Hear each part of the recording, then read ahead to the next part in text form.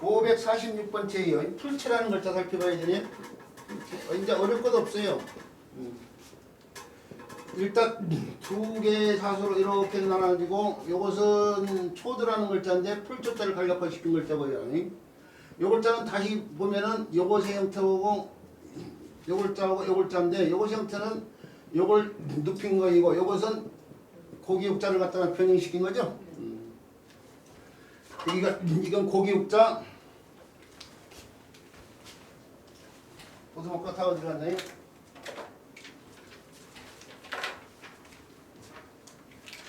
고기육자 육단을 변화시키는 글자예요. 이 고기죠, 고기. 우리가 이 고기는 뭘 생각하면 희생제를 생각해야지, 희생. 제사에 사용되는 제물, 희생. 희자를 일단 정확히 써야 이렇게 써야죠. 희생물, 우린 고기가 이렇게 놓인 거이고, 이것은 잘 알다시피 또 자인데 손 관련됐죠?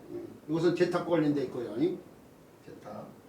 근데 제탁 위에 고기를 손으로 올려놓고 제사를 지는 상황에서 제사 제자라는 거 이미 알고 계실 거예요. 그 제사 제자가 여기서 음의 역할을 했는데요. 제가 채로 바뀌었네요. 채.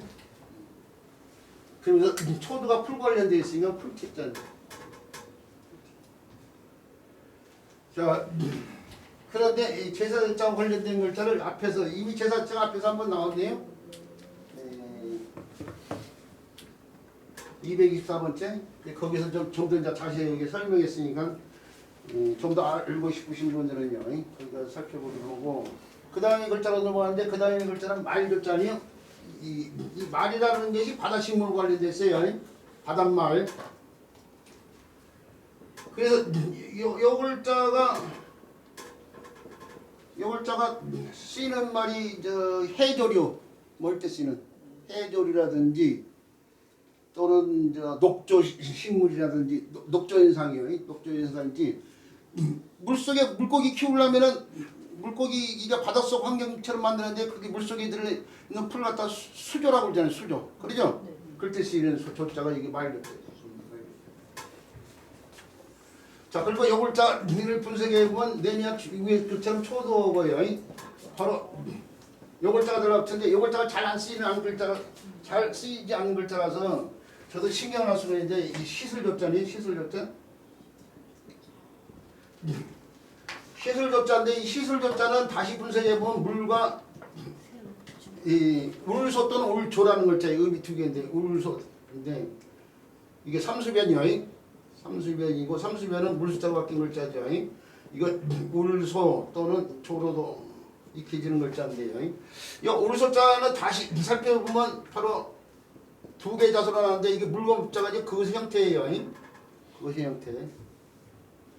이 물건 품자로 쓰여지는 글자가 나눌 글자라든지 또는 뭐예요 이말림자 이런 데서 보이는 글자는 물건 품자로 봐야 되는데 나눌 글자나 이말림자에 보이는 이 글자는 물건 품자로 봐야 되지만 이것은 그것의 형태로 봐야 돼요.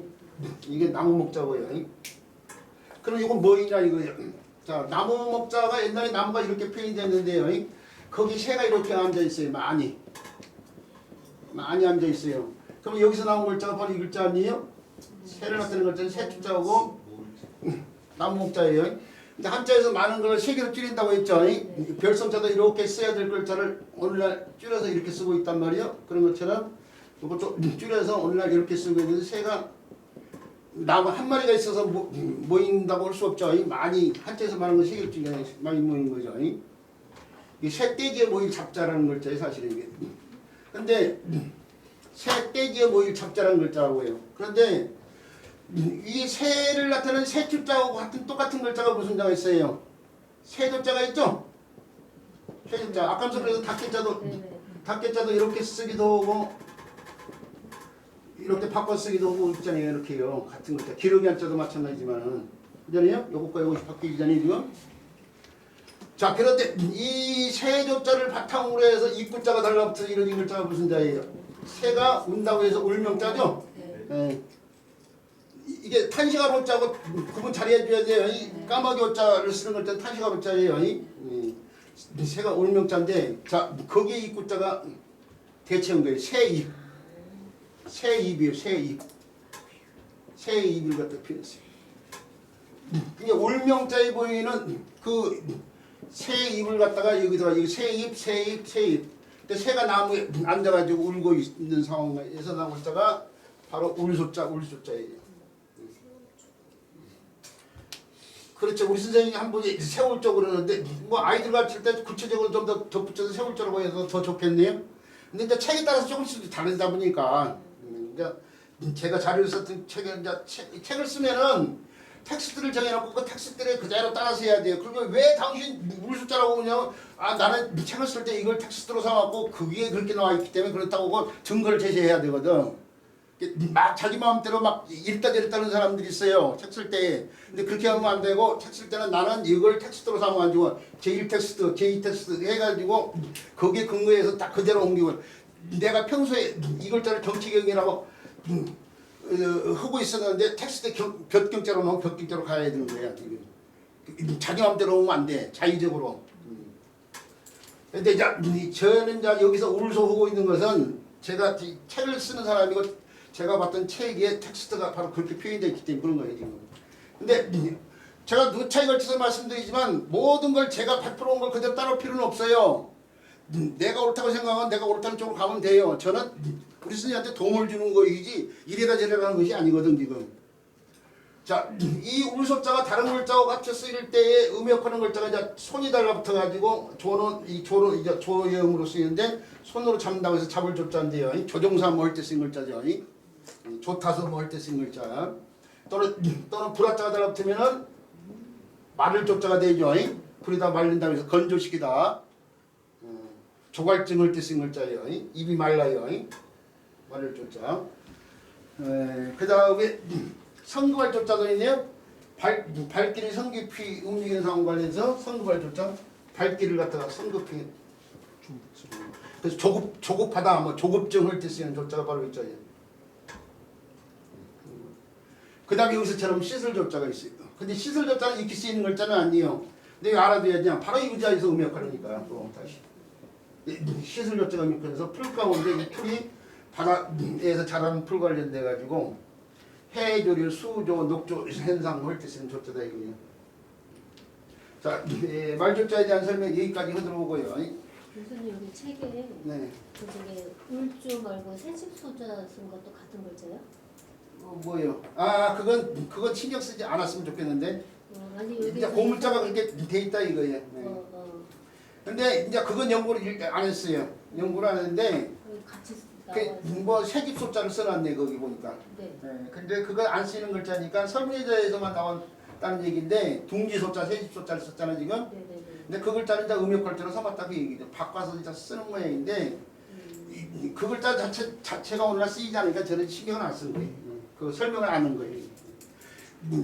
너무 많은 것을 아이들한테 가르칠 필요가 없지 않아요. 그리고 나 또한 뭐 해야 될 것이 많은데 저는 아이들 신경 안 썼어요. 우리 선생님이 지금 관심을 가지고 지금 물어보고 계시는데 제가 그러면 대답을 제대로 못했는데 아마 그 설문에서 그렇게 나왔잖아요. 설문에 나와서도 그렇죠. 이체자로 이 글자 이체자로 이렇게 펴는 거예요. 이렇게 그러면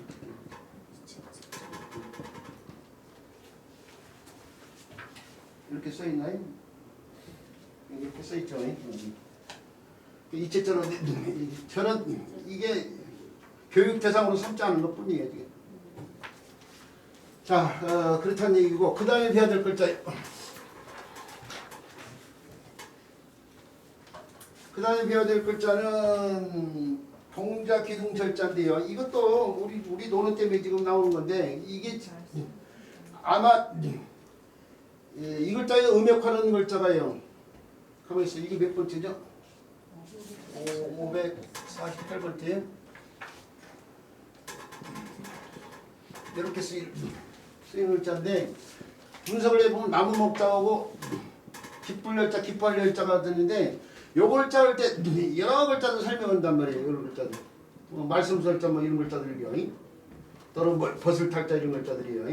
뭐 날카로울 열자 뭐 이런 글자들이요. 이런 글자들 다 관련 있지. 이거 설명할 때 이거 설명 안 쳐. 왜? 이 글자들은 익히 쓰여진 글자들이지만은 이 글자는 익히 쓰여진 글자가 아니기 때문에 설명 안 해요. 지금 논을 흐르고 있으니까 이 글자를 설명한 거예요. 근데 만약에 논을 안 하면 요 글자는 설명을 못 듣는 상황이에요. 왜 그러냐면 책에 따라서 책의 특징에 살려서 글을 쓰게 되어 있는데 그 책의 특징에 요 글자를 포함시키지 않거든. 그러니까 우리 선생님 논어를 하냐 안 하냐에 따라서 들어도 또 어떤 글자, 이 글자를 자세히 설명하지만 이 글자를 자세히 설명하지 않는단 말이야. 근데 논에 이 글자가 나오면 이 글자는 또 자세히 설명하잖아요. 그런 장단점이 있는 거예요, 사실은. 자, 얘기가 다른 저 잠깐 같지만요. 설명을 해보면은 이게 나무 목자고 나무에서 열자에서 나온 글자예요. 그 다음에 이 글자는 기쁠래 기뻐할 열자인데요. 그대로 오면서 그 뜻을 분명히 해서 기뻐하는 것은 마음에 동요가 있기 때문에 그런 거 아니에요? 마음속에서 작용이 일어났기 때문에 그래서 마음 심자를 붙여서 이렇게 쓰이죠. 요걸 별 이름으로 읽을 때는 태로도 익히에 태.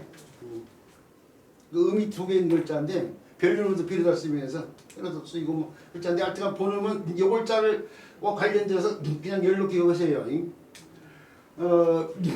바로 그 글자가 음역하는데 열이 아까 선생님도 여기서처럼요. 이 글자도 그래서 설로도 익히고 뭐예요? 세로도 익히고 또 뭐예요?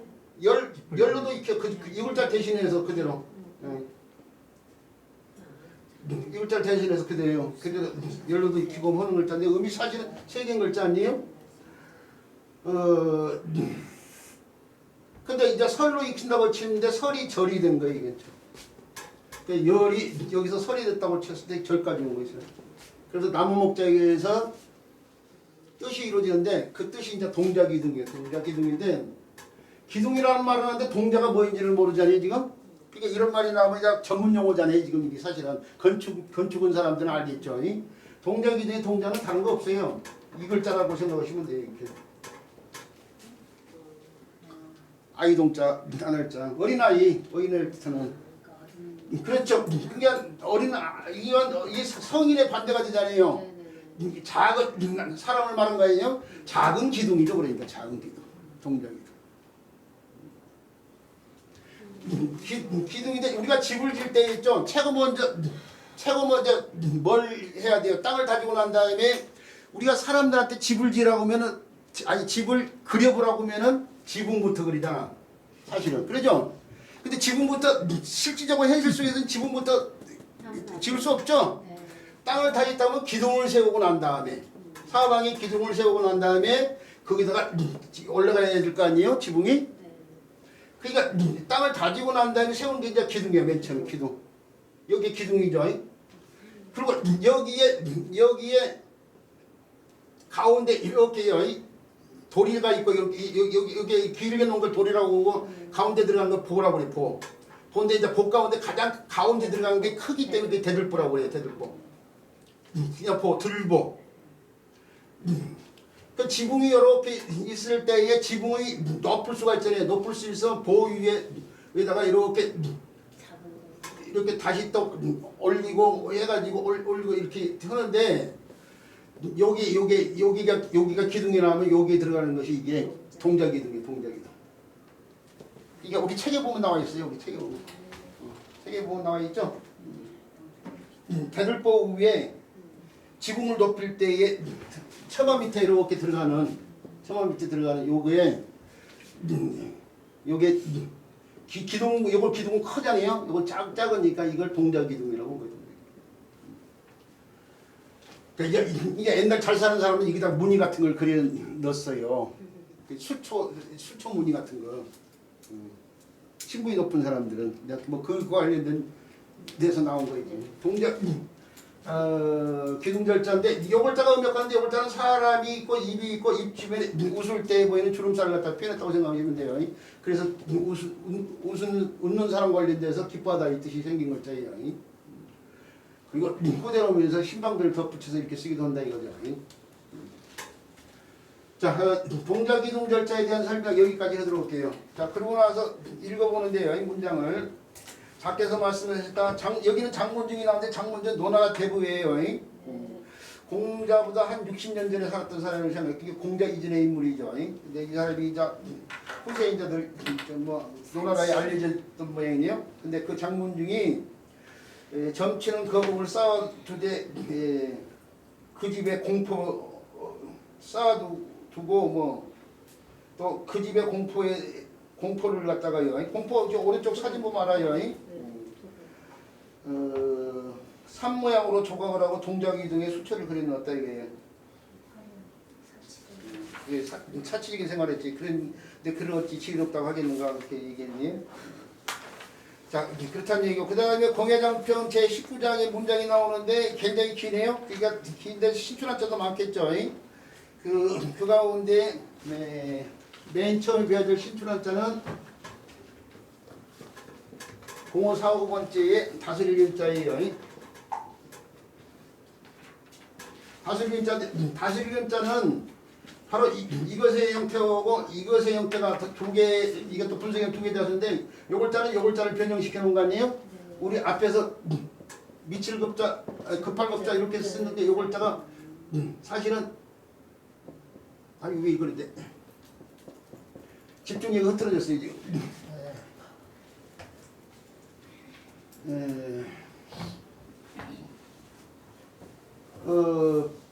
바로 이게 손의 형태가 이렇게 바뀌죠. 이렇게 그런 것처럼 같은 글자가 손의 형태가 이렇게도 쓰이고 이렇게도 쓰이는 상황이죠.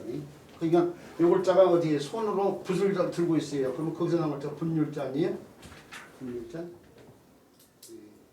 분율자 같은 데서 이게 손이요.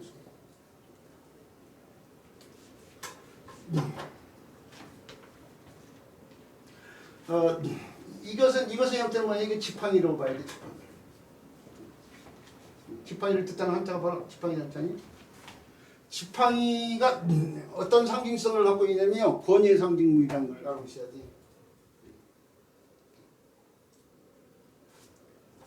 그래, 그 권위에 잡힌 상징물이 지팡이를 권장이라고 해서 권장.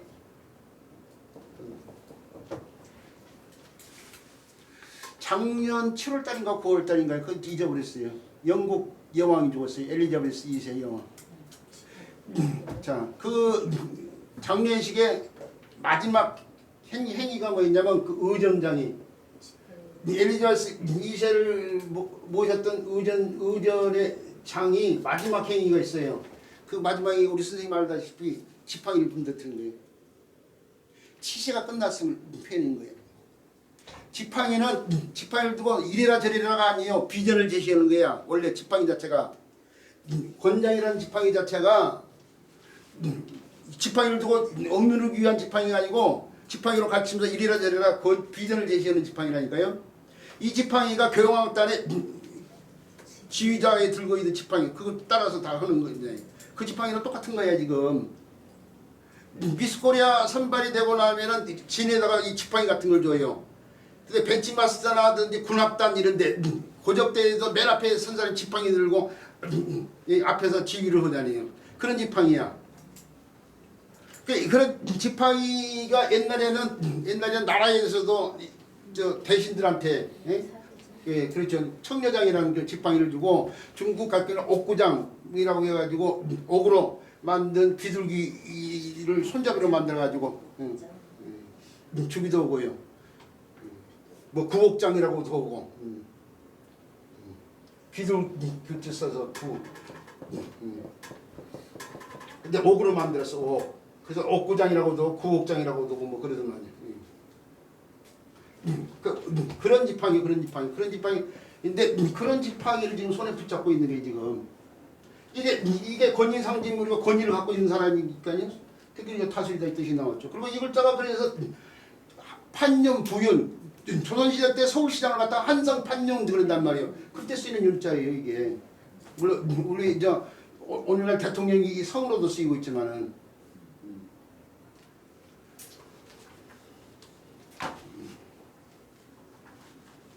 자 그리고 이 글자가 음의 역할을 하는 글자인데 단모마들에서 운이 되고요. 운이 군위를 쓰는데 그래서 임금문자에도 관련이 있고 이 윤이라는 음 자체가 이응 더하기 이 더하기 우 더하기 니은 이렇게 되어 있는 상황이잖아.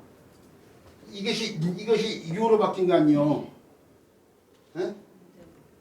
근데 요게 싹 없어지면 뒤에 것이 싹 없어지고 요것만 남았어. 그러면 이잖아 이. 그래서 저 이자도 이 글자도 음역하는 글자 이. 황진이 할 때 쓰이는 불가사리 할 때 쓰이는.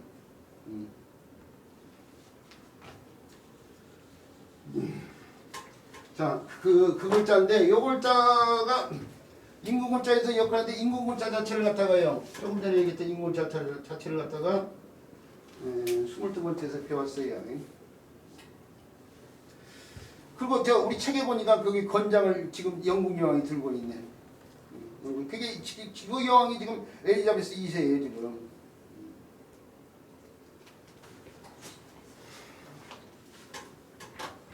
자, 다스리 글자에 대한 이해가 됐죠? 네. 이해가 안 되신 분들은요, 동영상을 다시 한번 확인해 보시기 바라고. 그 다음에 예고자예요. 예고자를 갖다가 우리 책에 이렇게 써놨는데 참 그러니까 이런 글자들 고쳐야 된다. 이게 아까면서 우리 교육인적자 뭐 고시가 10글자가 있었는데 이 글자로 이런 글자들을 이렇게 쓰면 안 된다. 또는 이렇게 쓴 사람들이 엄청나게 많아요. 그러니까 인터넷에서 같은 데서 예고자 설명할 때 이렇게 쓰는 있으면 그냥 보지 말아야 된다니까. 아예 글자 자체도 제대로 모르고 지금 글자를 설명했다는데 이렇게 쓰고 있는 사람이 부지기수로 많아. 거짓말하고 들어가서 제가 보세요. 한자가 친 사람 10명 써놓고 예고자 쓰라고 하면은 이렇게 쓴 사람들이 부지기수로 많이 나오는데 이게 예고자라고 하는 것 자체부터가 잘못이잖아요. 예고자지 예고자가 아니에요. 한자의 뜻이라는 것이 크게 보면은 체언형하고 영혼형으로만 쓰이는데 체언형과 영혼형인데 체언형은 명사나 대명사 형태고 영혼형은 형용사나 동사 형태예요. 동사나 형용사 형태. 이 애는 관형사 형태인데 우리가 애는 관형사 형태인데 애나 지금이나 이거 많이 얘기했잖아요. 지금 그 애를 갖다가 반말하면 옛날이나 지금이나 옛날이나 지금. 옛날 굿자라고 해야 될 걸 그냥 예수로 쓰면 날의 의미가 없는 거예요. 지금 지나간 그런 의미일 뿐이야. 옛일을 때 쓰는 예, 지나간 일. 근데 왜 사람들이 이걸 자꾸 시옷을 붙이냐 이거예요.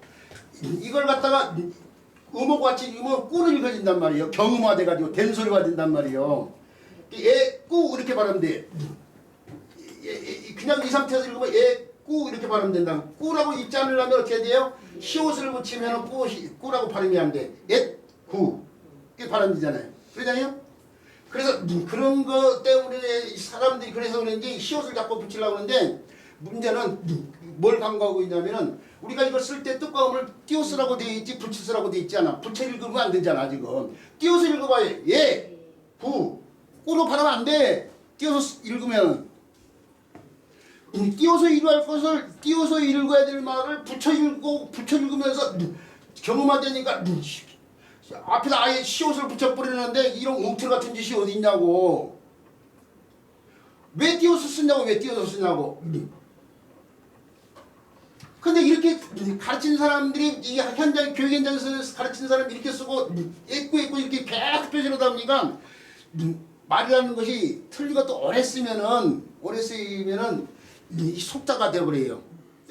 약성 속정에 의해서 인정이 되어져요. 글자 자체도 틀리면 오르는 이것도 약정 속정에서 쓰고 있는데 저 한자교육단체에서 시험 볼 때 이렇게 썼다고 틀기 채점한 사람 한 사람도 없어 지금.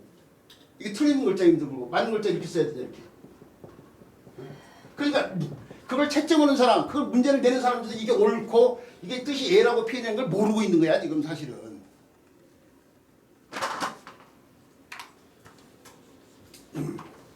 근데 이렇게 정확하게 가르쳐준 사람이 또 없는 게 문제 아니야 또?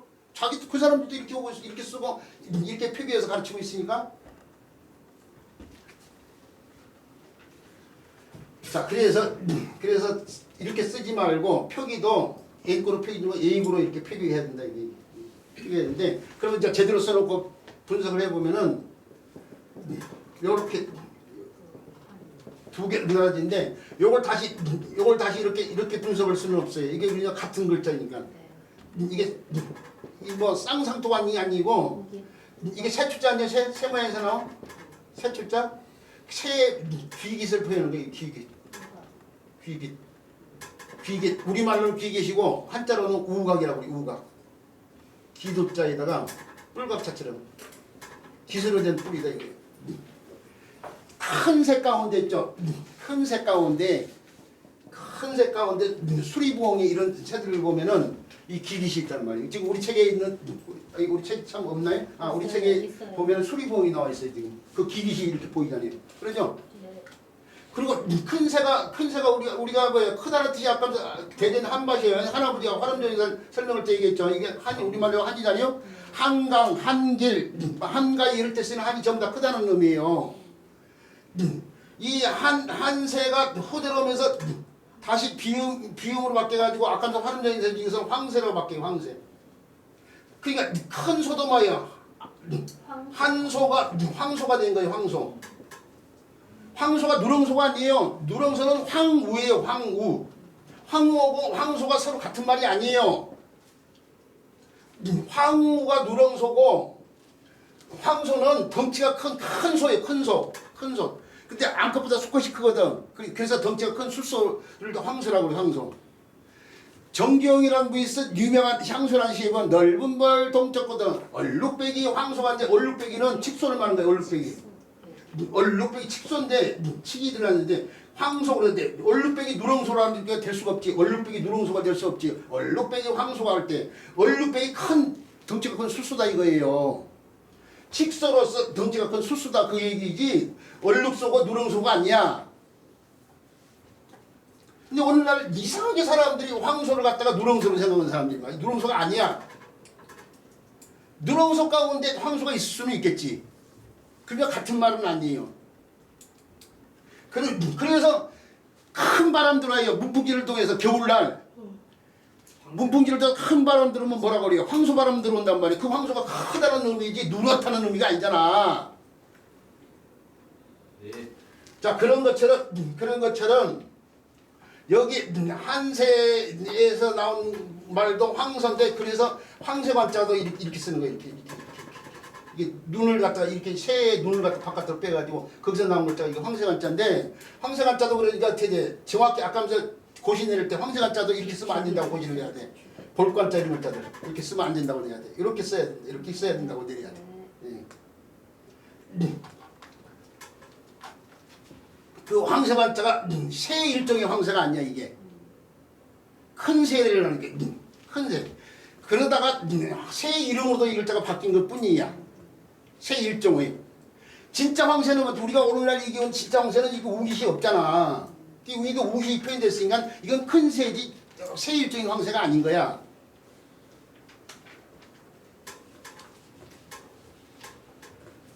자 그런 것처럼 황새관자에서 이렇게 써야 되는 것처럼 볼관자 같은 데서 음역하는 요걸지 써야 되는 것처럼 또 이렇게 써줘야 돼요. 이게 수리부엉이 환자예요. 원래 수리부엉이 기깃이 있는 수리부엉이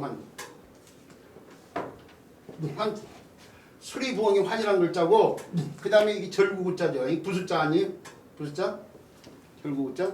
이게 원시적인 절구 생각해야 돼. 문자를 이해하려면 옛날로 돌아가야 된다니까. 문자가 옛날에 만들어졌으니까 돌 같은 거 있으면 어떻게 돼요? 돌을 원폭에서 파내요. 그러면 이게 오돌토돌할 수밖에 없어요. 표면이 절구를 만들기 위해서. 그래서 오돌토돌하는 부분을 선으로 이렇게 펴는 것뿐이에요. 이렇게요. 이렇게 선으로 이렇게. 거기서 나온 글자 절구자예요. 그리고 절구라는 것은 한자어인데 한자에서 나온 말이에요. 절구에 반드시 필요한 게 뭐예요? 고무를 여기다 놓고 껴야 되는 절구공이가 있어야 되잖아요. 그렇죠? 이 절구공이를 뜻한 글자가 원래는 이렇게 쓰이다가 이게 나도자가 되니까 나무 목자를 붙이잖아요. 이게 공이자자예요. 절구공이자자. 절구구자.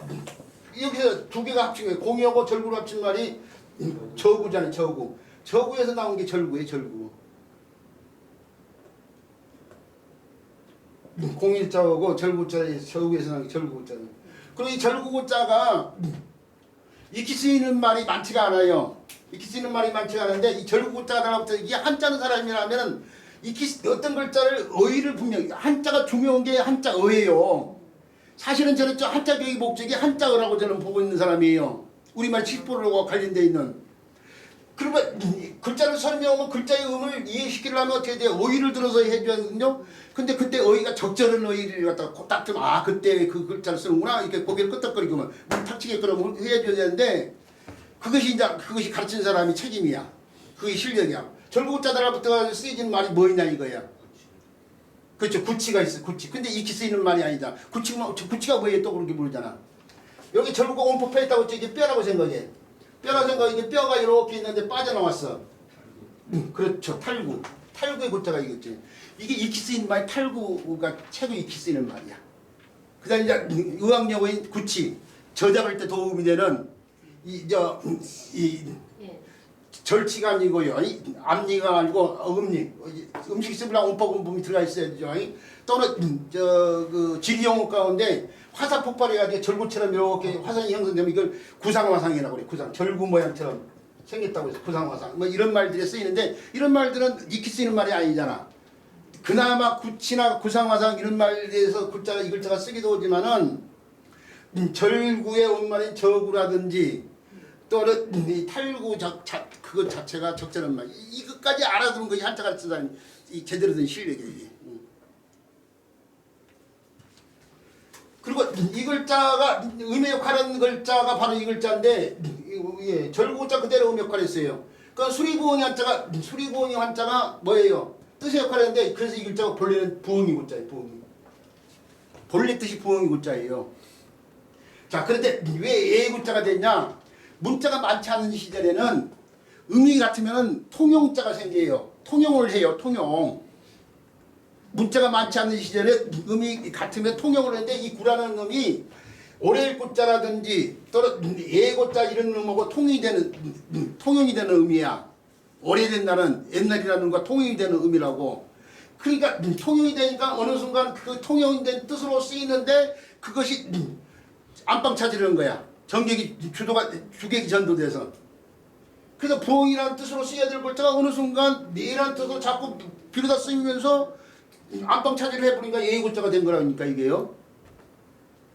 이게 어쩔 수 없어요. 문자 맞아. 옛날 사람들이 문자 습관 때문에 이런 상황이 벌어진 거니까. 그럼 통가자라고 지금 설명하시는 거죠? 그렇죠. 통용자. 저는 통용자로 지금 얘기하고 있는데 통가자라고 비로다 쓰인 거예요. 통가자로 볼 수도 있겠죠. 통가자라고 할 수도 있겠죠. 통가자. 몰라요. 통가자하고 통용자하고 서로 관련 똑같은 말이냐 아니 이런 그건 순간적으로 잘 모르겠는데. 통가자가 통용가차의 준말이거든요. 그래요? 통가자가 통용가차. 통용가차? 네. 저는 통용자라고 해서 서로 통해서 쓴다고 했어요. 요 글자나 이런 글자나 요 글자가 서로 통해서 쓴다 이거예요. 근데 용어 자체가 참 사람들이 용어를 용어를 만들어 가지고 막 이렇게 쓰기도 하고 저렇게 쓰기도 하다 보니까 혼선이 많이 피더지. 저는 그래서 한자 관련된 논문들을 잘 안 봐요. 자, 그렇다는 얘기고 요 글자가 음역하는 글자로서 또 기억해야 될 글자가 하나 있는데 그 글자가 바로 이 글자예요. 자, 절구고자가 음역하면서 산해남자가 들어갔던 산해나와 관련된 시아비고자, 시아비고자. 근데 이 시아비고자가 어디 쓰이냐면은 우리가 저 오늘날 90개로는 시고고 나면 신식계론도 그 의뢰를 찾는 사람도 있고 아니요 요즘에 없어졌지만은 여자분들이 시댁 부모한테 예를 올리는 것이 있어요. 그게 이제 패백이잖아요. 패백 한자로 쓰면 이렇게 쓰죠. 근데 이 패백이라는 말의 패자가 비단 패자예요. 백이라는 말도 비단 백자예요. 그러니까 패백이라는 말은 비단이란 뜻이에요. 지금 사실은. 근데 여자분들이 시부모한테 예를 올리는 걸 왜 비단이로 쓰냐? 사실 그게 잘못된 거예요. 이게 우리가 저 흔한 말 가운데 스님이 연근에는 신경 안 쓰고 제밥에만 신경 써. 그 제밥을 이렇게 써야 돼요. 제밥. 이제밥이 아니에요. 이렇게 이제밥을 생각하는 사람들 많은데 의제자의 제밥을 생각하는데 이제밥이에요. 아이제밥인데 그 제밥에만 신경 쓰는 꼴이나 마찬가지야. 그게 예물일 뿐이야. 이건 그 의식은 정확히 얘기하려면 뭐예요? 며느리가 시부모를 보는 것인데 보는 것은 윗사람을 보는 게 아니라 뵙는 거예요. 뵙는 거. 그래서 이게 볼견자가 뱀나다를 쓰는 현이잖아. 현. 그러죠? 근데 시아비뿐만 아니라 시어미도 봐요. 그래서 시어미 고자를 쓰고 그게 하나의 의식이니까 얘들은 자를 써서 현구고래라고 해야 돼요. 현구고래.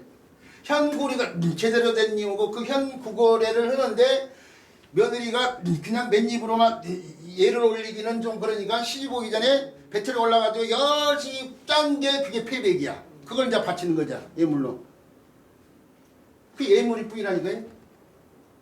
자, 그때 굿자인데 이 시합이 굿자인데 이 굿자가 독특한 또 다른 뜻이 하나가 있어요. 그게 뭐냐? 외삼촌이에요. 외삼촌.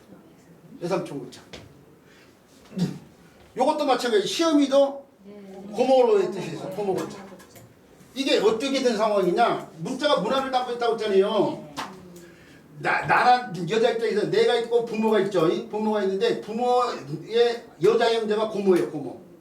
그 고모의 아들하고 내가 걔를 놓으면 고모가 뭐가 돼요? 시어미가 돼요. 시어미. 그래서 고모가 시어미요 똑같은 상황인데 어머니의 남자 형제가 외삼촌이에요. 외삼촌. 그러죠?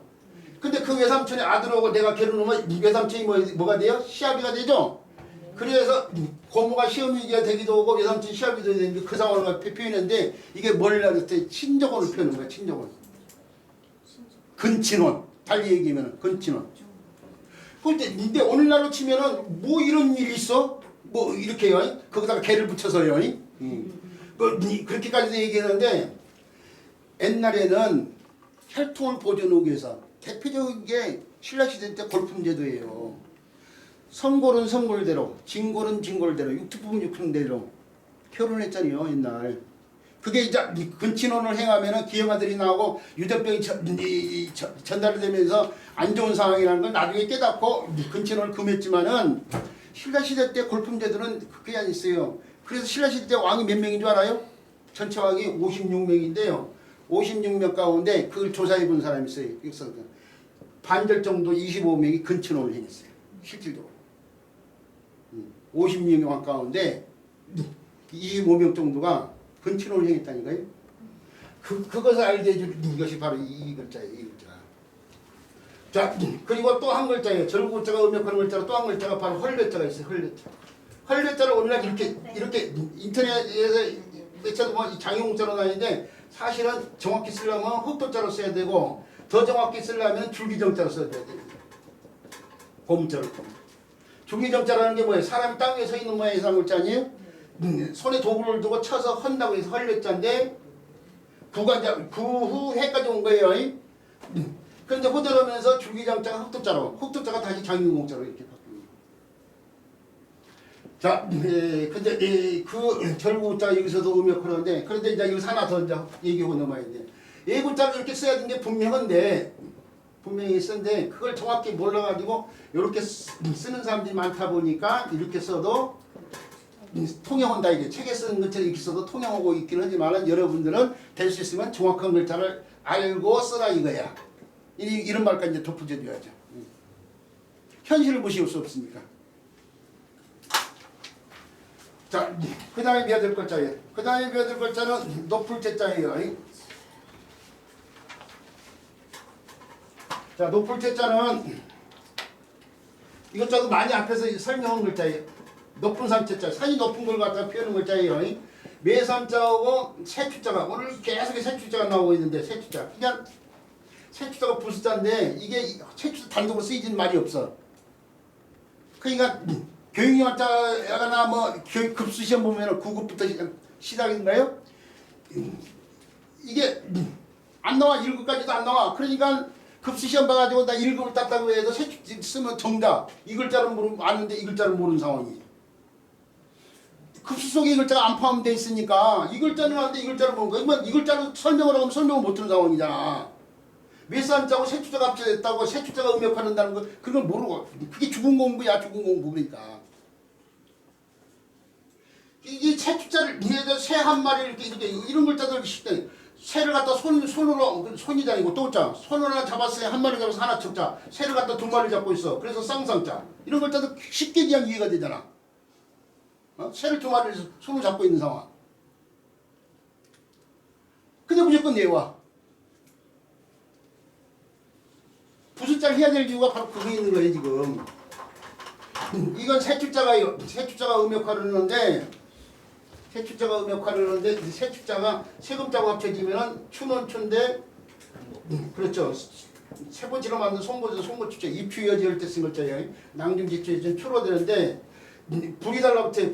불합자가 변화된 일화발 그러면 초로 바뀌어요. 초가 초로 바뀌면서 불에 그을린다고 해서 초토화시키다 초미에 관심사할 때서 그을릴 초자 아니에요. 그런데 이번에는 몇 산자가 달라붙어요. 여기서처럼 그러면 초에다가 이 몸이 하나 더 추가돼가지고 최가 되면서 산이 높다고 해서 높은 채자 높은 산 채자가 되는 거예요. 근데 사람이 이름만 쓰기에 성치자라고 보고 근데 추가 결국 추, 초, 채, 태까지 온 거예요. 아니 채까지 온 거 채. 물론 태까지도 쓰이죠. 태까지요. 언덕 태자까지도.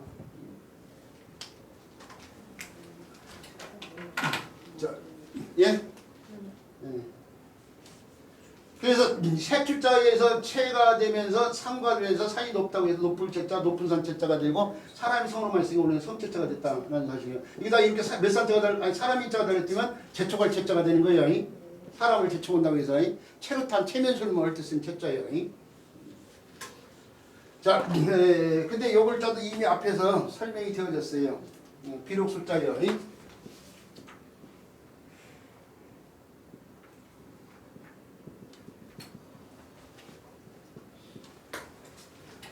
그 다음에 배워야 될 글자예요. 그 다음에 배워야 될 글자는 주비일식자예요.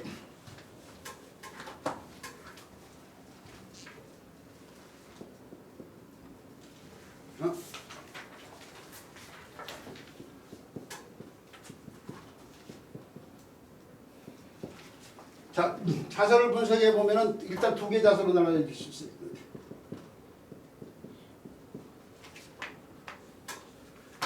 그것도 이 글자도 다시 이 글자고 이 글자로 나눌 수 있고 이 글자도 이 글자하고 이 글자로 나눌 수 있는데 이 글자는 이렇게 쓰이는 글자인데 엇갈리는 거예요. 뭔가가 엇갈리는데 어떤 물체가 엇갈리는데 우리 주변에서 엇갈리는 것이 가위 같은 거 생각이 돼. 가위 같은 거 엇갈리면 베는 거잖아요. 지금 벤다는 뜻인데 그 날이 있기 때문에 베어지는 거 아니에요? 칼 부분이 있기 때문에 그래서 칼 글자가 변화되면 성칼 들어가기 때문에 그래서 이렇게 쓰이는 글자에 같은 글자야. 이게 베르제자예요. 베르제자. 예초기 할 때 쓰는 예자예요. 예초기. 그 다음에 요 글자는 사실은 요 글자는 글자가 아니에요. 요 글자는 요 글자를 변형시켜 놓은 거예요. 이거예요. 이렇게 쓰는 거죠. 그렇죠. 이게 옛날 책에서는 연구가 덜 된 상태에서는 책에 사전에 그대로 따라가서 차조출이라고 하는데 찰기가 있는 조 차조출이라고 표현했는데 후대로 하면서 고쳤어요. 삽조출이라고 삽조뿌리. 이게 그리고 이 글자가 쓰이는 어휘가 한약 이게 약재에서 잘하는 사람들 가운데 물어보면 창출, 백출 할 때 쓰이는 출자인데 창출이나 백출이 이제 삽조 뿌리하고 관련돼 있어. 삽조 뿌리. 이게 삽조 뿌리를 갖다 표현했다고 생각해야 돼. 삽조 뿌리. 이 삽조출이라고 배우세요. 삽조출. 차조출이라고 지금 삽조출이야. 요 글자를 알아야 돼. 요 글자를 오늘날 지금 여기서는 이렇게 써있죠. 요 글자인데 요 글자가 지울술자라든지 제주술자 이런 데서 음역하는 때 제주술자.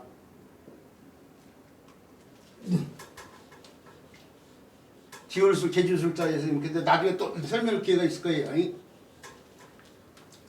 그 다음에 요 글자는 옛날 글자를 보면은 이런 식으로 표현되는데 이게 땅에다가 박아놓은 말뚝이라고 생각해야 돼. 이렇게 표현됐어. 이렇게 말뚝. 근데 이 말뚝이 뭐냐? 줄 같은 걸 매다는 말뚝이에요. 줄 같은 걸 매다는 말뚝인데 줄을 매다는 화살과 관련되면서 주살의 뜻도 지니게 돼요. 근데 주살의 뜻으로 지금 논어에서도 익불 사숙이라고 하는 사람도 있고 석숙이라는 사람도 있고요. 이게 이제 보는 관점에 따라 다른 거인데 저는 이제 논어를 처음 배울 때 가르쳐주신 선생님이 사로 읽지 말고 석으로 읽으라고 해서 석으로 읽는데 이게 쏠사자가 되기도 하고 쏠사자가 되기도 하고 마칠석자가 되기도 하고 마칠석자가 되기도 하는데 논어 처음 배울 때 가르쳐주신 교수님이 사로 읽지 말고 석으로 읽으라 해서 이제 그거에 따라서 근데 어떤 사람은 사로 읽는 사람도 있어요. 주살로 이 자는 새를 갖다가 마치지 않는다. 이렇게 풀이해서 익불석속이라고 하는 상황인데 그 글자로 쓰다 보니까 사람들이 이걸 주사위지만 원래는 말뚝형상에서 나온 거잖아요. 말뚝익자예요. 말뚝익자. 호대로면서 나무 목자를 붙여서 이렇게도 쓰게 돼요. 이렇게 주사를 나타낸 글자도 세 줄자를 붙여가지고 이렇게 세 줄자를 붙여 이렇게 쓰기도 해요. 주사리자도 세 줄자를 붙여 이렇게 쓰기도 하고 그 몽촌 토성 이런 데 가면 언덕에 성의 언덕진 부분이자 저기 뭐 쉽게 보더라도 언덕이 성을 이렇게 토성이니까 토굴을 이렇게 쌓아서 성을 만들었을 거 아니에요. 그럼 거기다가 나무 말뚝들이 이렇게 막 다 울타리를 들어놨어. 그걸 모기이라고 한다고 모기. 그 해자 위에 이런데. 어쨌든 간에 그 말뚝익자고 이게 장영국자 앞에서 말했죠. 도구 관련된 장영국자예요. 자, 글자를 네 글자를 놓고 분석을 해보는데 이 장인공자하고 말뚝익자들이 입자가 음역할해서 식이 됐어요. 자기 도구 같은 걸 만든 사람이 도구를 만들 때는 자기 마음대로 만든 게 아니라니까요. 호환성이 있기 위해서 어떻게 돼요? 일정한 법칙에 따라서 만든단 말이에요. 그래서 이게 법식자예요. 법식자. 네. 그리고 요글자는 뭐냐면은 벨예자하고 삽주출인데 출이 줄, 술로도 바뀔 수 있죠? 줄, 술로 이렇게 바뀔 수 있죠? 술이 여기서는 살로 바뀌어요. 이 글자가 이렇게 이 글자가 이렇게 변화됐지만 이게 음역을 해요. 살이 되면서 벨예자에 의해서 뜻이 주길살자가 돼요. 주길살자. 이게 글자가 그러니까 주길살자예요. 주길살자. 후대로 오면서 뜻을 좀 더 분명히 해서 다시 손에 몽둥이를 들고 있는 형태를 달라붙여 이렇게도 쓰고 있는 것 뿐이야. 요 글자 자체만 해도 주길살자야. 주길살자. 자, 그래서 법식자하고 주길살자인데 법식자가 여기서 다시 여기 달라붙잖아요. 식자가 음역하는데 식자에서 입승자 기역자를 떼고 시가 된 거예요. 그러면서 주길살자가 뜻의 역할을 하는데 주길시자죠. 죽이는데 아랫사람 윗사람을 죽이는 상황이에요. 그래서 시해하다 할 때 쓰인 글자가 바로 이거죠. 시해. 자, 이 주길시자 관련된 글자예요. 근데 법식자가 음의 역할을 하고 있는 글자예요. 그리고 법식자는 또 말뚝익자가 음역하는 거예요. 이 글자는 대신할 대장할 때도 이미 설명을 했어요.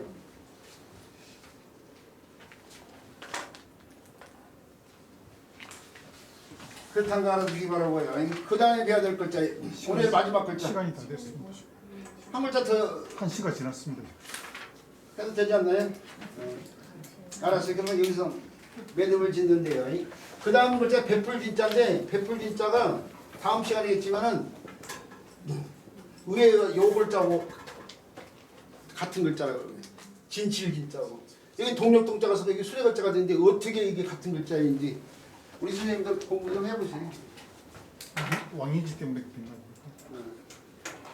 자, 오늘 수업 여기까지 마치도록 아직 끊었죠?